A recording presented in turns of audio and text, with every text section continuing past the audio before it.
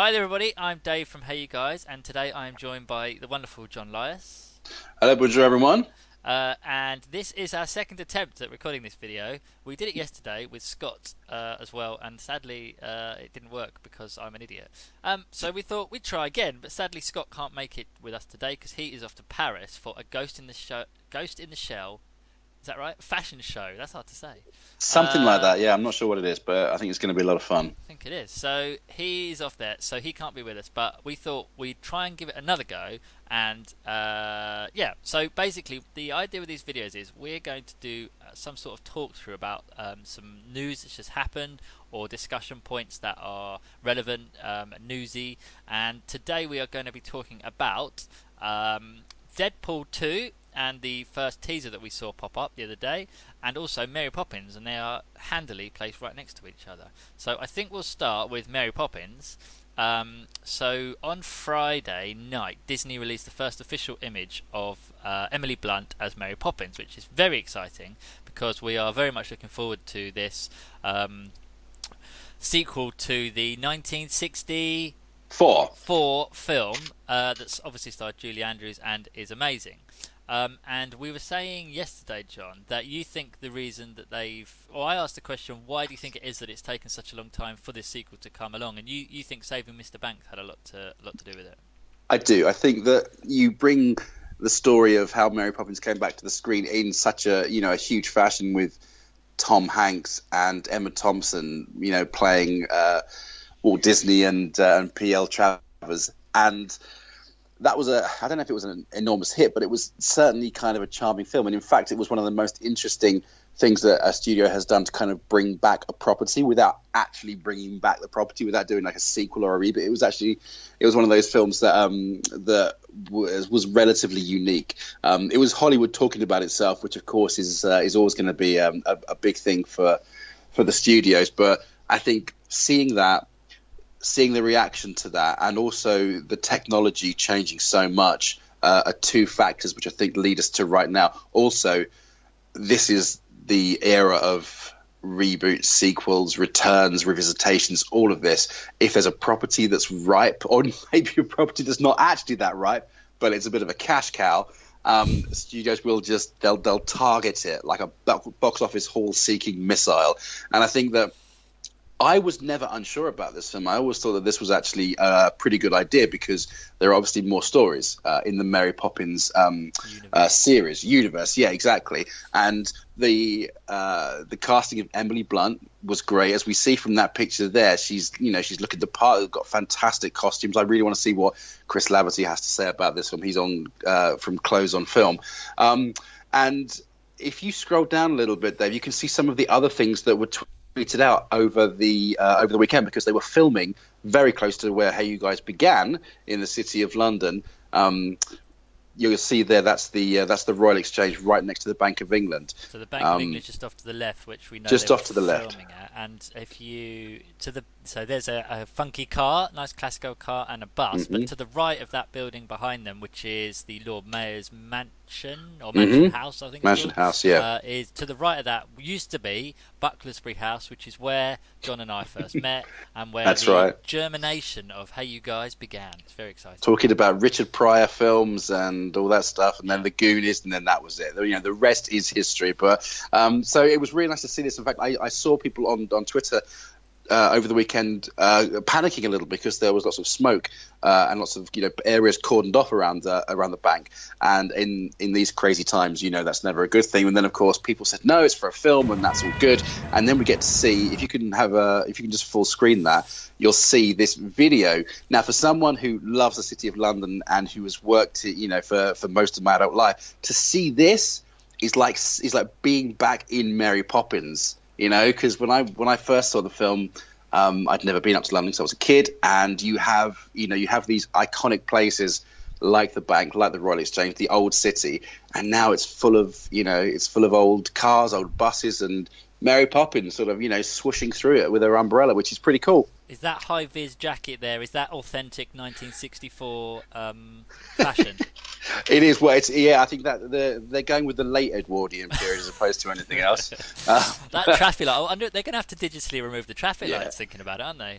They will, and I think there's a few statues they might have to do on bins and stuff. But it's pretty cool. And so this was the first kind of peek into the world, because obviously the '64 version didn't have any location filming; it was all on set. And I actually really liked that, because it was, with some of the matte paintings that they had, it created this very dreamlike locale for the world, which is perfect for the world of Mary Poppins. So it's nice to know that they're doing it on location for some of it. And if you click away from that, Dave, you should see the very first picture we have of Lin-Manuel Miranda, which is a really beautifully composition. We don't think this photo is official, but sure, it must be, because I haven't seen Disney release it. But no, I haven't either. But there it looks pretty great. If I took that photo, I'd be rather proud of myself. And it says there as Bert, which we think is incorrect, unless there's Disney magic to hide the fact that he's playing Bert, which, to be honest, would be a brilliant casting. Well, I think it would make sense. However, I'm just searching around for the official press release, but I mean, he is one of the key reasons why we're actually interested in Mary Poppins Returns. Obviously, his work with Disney is growing with Moana, and I think they're doing it in the Heights. I'm not sure if that's a Disney or not, but as you can see, he looks the part, and I think he is going to be one of those elements which just elevates it a little bit. Everyone wants to see what he's going to do next, and putting him in something like this, I think, is going to be, it's just going to be fantastic. Let me just have a look just to see if there is anything about it. Well, I personally, I can't see it, but it wouldn't surprise me if he was actually going to be taking on Dick Van Dyke. It would be the biggest surprise since Benedict Cumberbatch playing Khan, wouldn't it? Which he said until release that he wasn't playing, and then he's playing Khan. Yeah, exactly. Although I don't think that he's going to go rogue in this one. I don't think it's going to be Mary versus Bert.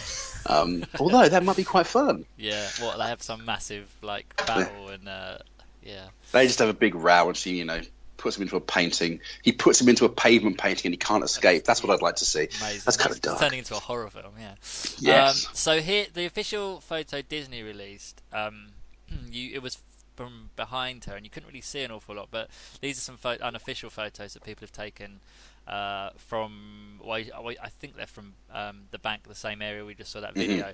And here we see Emily with her distinctive umbrella with the bird's head on the top, or the parrot's head. I think it's a parrot. And her distinctive clothes, and there in her hair you can see the robin that you could see in the official photo as well. But that's to the entrance to bank, isn't the Bank of England, I think. I think it is, yeah. Which of course is going to be where the Banks family end up going. We still are not too sure about the plot. We do know that there's some tragedy involving the Banks' children now grown up, which of course draws them all together. They probably have their own kids, and there's some problems. So it'll be really interesting to kind of pick up back with them, because the film has, it's such a part of our sort of collective, pop culture now, that I think it'll be interesting to see where they go with it. I'm interested to see how they talk about inflation, because obviously tuppence will no longer be tuppence anymore. It would have to be something like, the £2 coin didn't exist, although then it wouldn't have existed in the time it's set anyway, so I'm talking complete rubbish. You're really bringing it up to date with that, aren't you? Yep. Brexit, So Mary Poppins saves Brexit, that's what we should do. I'd pay to see that. That'll be Mary Poppins 96, which comes out in 100 years' time. So there you go. So these are, like I say, these photos are unofficial. So there's the Royal Footman there. I actually saw ABC News ask if they could ask the images. So the images on TV. So not surprising. Or on their website. So that's quite interesting. But there we go. So the idea with these videos that we're making is for you to give your thoughts. So we're rather excited for Mary Poppins Returns. For all the reasons we've sort of said. Just seeing them shoot in London is pretty awesome. But we want you to tell us what you think of it. Are you looking forward to it? Do you think that it's a good idea, a bad idea? Should it be left alone? Is it good casting? Are you excited to see what's going to happen? Yeah. So let us know in the comments below or on the website or wherever you happen to see this video. The second thing we're going to talk about is Deadpool 2. Now, we didn't get this trailer in the UK, sadly, before Logan, but on Saturday afternoon, people were obviously going to see Logan, which came out on Friday night, or Friday, and were happily surprised in the US to see a Deadpool 2 teaser sitting before it. And they released it online, which is great because it meant the rest of the world got to see it. And John, you were saying there was a website that was dedicated to actually showing where the trailer was actually played. Oh yeah, it was. It's Trailer Track, which is a brilliant Twitter user who I don't know. They're a group of people who basically will tell you when trailers are out, and they're really, really worth a follow. They were running a rumor on that something would appear because there were lots of rumors that Deadpool and Logan would in some ways be either there was going to be cameos, which I don't think was ever really going to happen. And considering you and I both seen Logan, and a Deadpool cameo would have undercut virtually everything in the film. So they were saying, let us know across the world if you get the Deadpool 2 trailer. And I think only the US ended up having it, and not even everyone there. So it's an odd way to kind of introduce the fact that Deadpool 2 is going into production. But if you've seen the trailer or seen the teaser, it's the most perfect way of doing it, and it's actually an interesting point because you have Logan, which has really taken on a life of its own now. They've really moved away from the general superhero it was genre. Weird to see Patrick Stewart dropping the F-bomb. Oh, it's brilliant. But I think that you needed to do that. I think that Fox, and we mentioned this yesterday, that Fox had with Fantastic Four and with some of the X-Men stuff, they just didn't know what to do with it. And I think that setting Logan in the future and making it more of a road trip western, really, really paring it down, gave the film its crucial element. And in the same way with Deadpool, Deadpool he's R-rated for a different reason. It's very rude, it's very subversive, and I think that in some ways it's good. We need to see that now. This is the next evolution of the comic book movie. I think if DC could only find their element, then I think we'd start to see a bit more excitement around that. But with Deadpool, what you're looking at now is part of the 3-minute teaser where he's walked down a road, he's seen a crime and being committed, and he runs to a phone booth and he tries to change his costume, and it's all very silly. But what you can see is on the back of the phone, on the back window, you see the word hope. And it's graffiti, and it's... I've handily paused it on that exact point. No, thank you for that. You've done very well there. Better than yesterday. Yeah, it's looking good. So obviously you have Logan in the movie theater behind you on the cinema. Yeah. So and there's lots of different things. There's a Firefly poster for Marina. Let's go through it. So at the moment we've got hope. What does hope mean? Hope could mean Hope Summers, who is Cable's daughter in the X universe. And if you look on the front of the pause it there. If you look on the front of the phone booth, you see Nathan Summers is coming, and Nathan Summers is Cable. And there was a lot of speculation before we knew this was coming that Cable would be part of Deadpool 2. There was a great photo of Hugh Jackman, Ryan Reynolds, and Pierce Brosnan having a kind of a chat, really laughing at something. And there was a lot of speculation. Ryan's bum cheeks on the window. And he said, oh, that's right, yeah. Which makes it all worthwhile, frankly. So what they're saying is, Cable and maybe potentially his daughter could be part of Deadpool 2 because we haven't seen any other casting yet. We know virtually nothing about it. This is more of a statement of intent to say Deadpool 2 is coming and it's going to be just as silly, just as subversive as the last one was. So it's very clever because it's not a trailer, and it's just clever movie marketing. It is to bring it up before Logan is. I mean, they've obviously been planning this for a while, but it's very clever. If I skip on through a bit, there's Stanley. And that's that's a really funny. There's your Firefly poster sitting behind. Firefly poster, yeah, which is great, and that's a nice nod to Ryan Reynolds' co-star in the first one.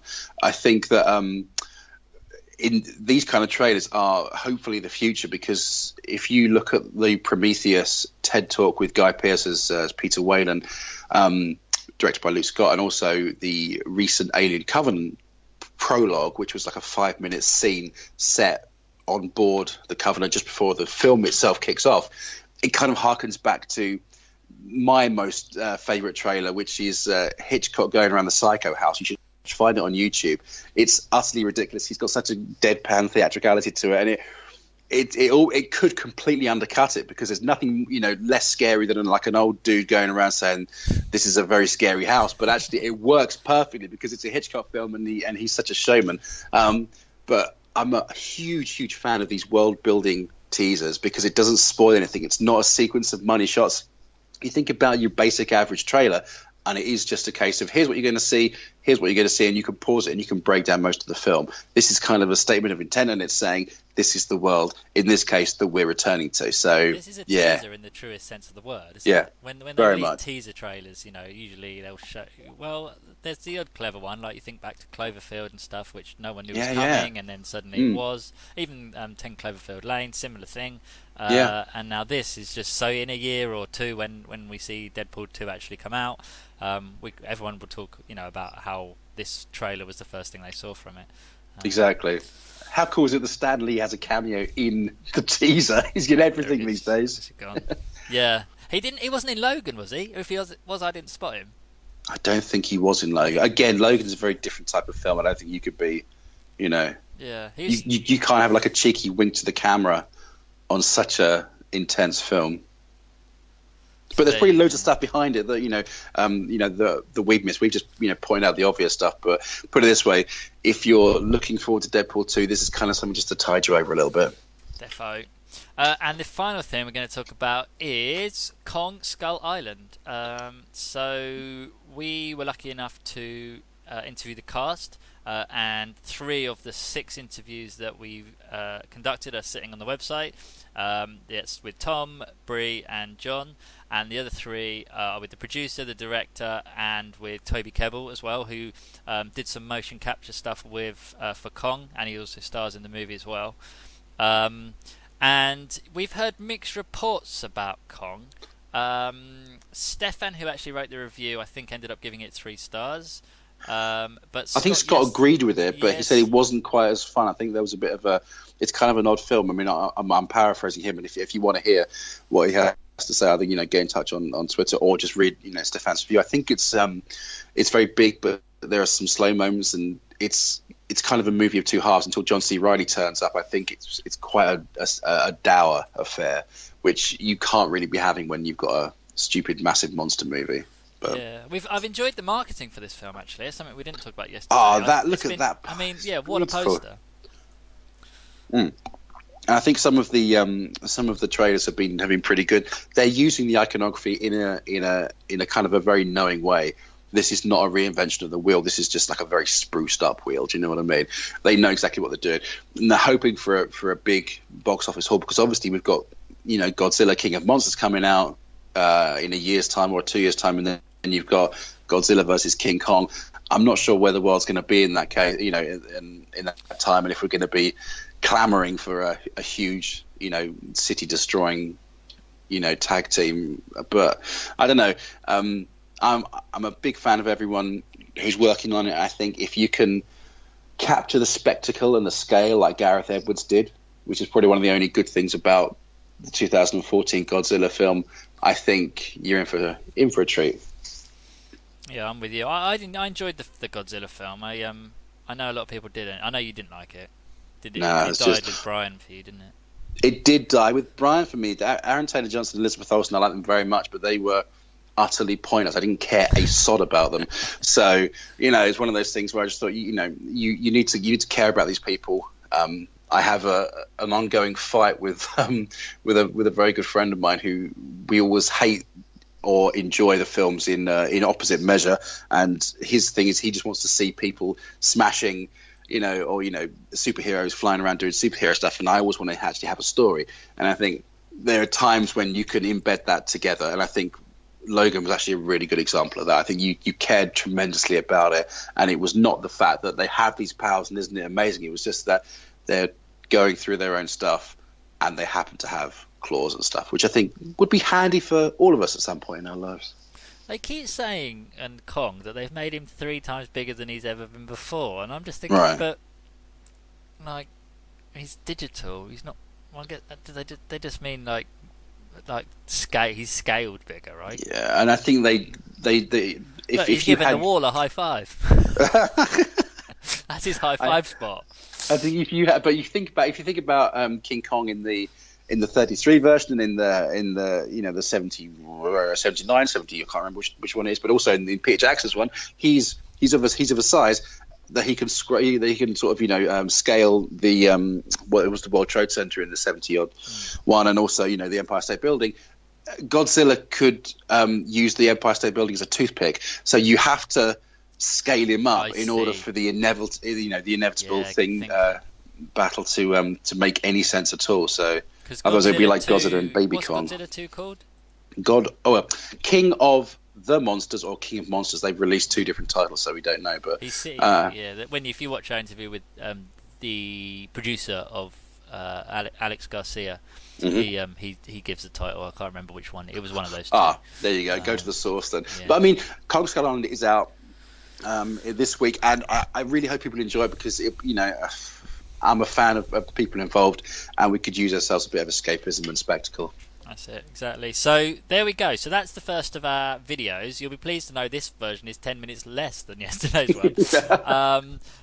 But do let us know what you think. Like, we hope to do more of these sort of reaction videos. I think we'll probably do them with trailers as well, where we can just dissect trailers live. We'll probably hone them, I think, a little bit. Yeah. So do let us know what you think, and let us know if you're looking forward to see Kong Island, if you're looking forward to seeing Mary Poppins, and if you're looking forward to Deadpool 2. And what you think of all of the different marketing around them, and but yeah, with Kong, let us know once you've seen it what you thought of it. Did it live up to your expectations, or are you just not going to bother seeing it because the trailers haven't done it for you?